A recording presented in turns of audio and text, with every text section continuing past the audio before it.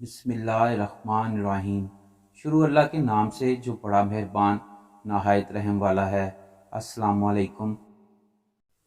یمن میں ایک مرتبہ یہ خبر پھیل گئی کہ عزیز بن جامی نام کا شخص زنا کرتا ہے، مگر ثبوت نہ ہونے کی وجہ سے سزا سے بچ جاتا ہے۔ حضرت علی رضی اللہ تعالیٰ عنہ اس شخص کے پاس گئے اور فرمانے لگے، اے بندہ خدا، بدترین اعمال میں ایک عمل زنا ہے۔ میں نے اللہ کے رسول صلی اللہ علیہ وآلہ وسلم سے سنا ہے کہ زنا ایک ایسا بدترین عمل ہے کہ جو انسان زنا کرتا ہے اسی کے گھر میں اسی کی عورتوں کے ساتھ زنا ہوتا ہے۔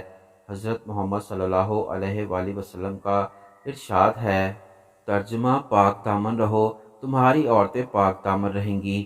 یاد رکھنا، اگر تم اپنی عورتوں کی عزت محفوظ رکھنا چاہتے ہو تو اس بدترین فعل سے اپنے آپ کو دور کر دو۔ تو وہ کہنے لگا، یا علی رضی اللہ تعالیٰ عنہ، میں معذرت کے ساتھ عرض کروں گا، میرے گھر کی عورتیں تو گھر سے باہر قدم نہیں رکھتیں، وہ پاک ہیں، اللہ نہ کرے ان کے ساتھ ایسا کیسے ہوگا۔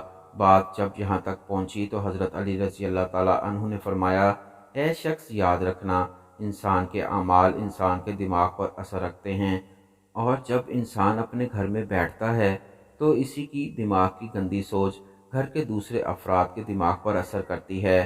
یاد رکھنا، جو سوچ تم دوسروں کی عورتوں کی اپنے دماغ میں رکھو گے تو ویسے ہی گندی سوچ تمہارے گھر کے افراد اور تمہارے گھر کی عورتوں پر ابھرے گی، اور یوں وہ بھی اسی گناہ کے قریب جاتی جائیں گی۔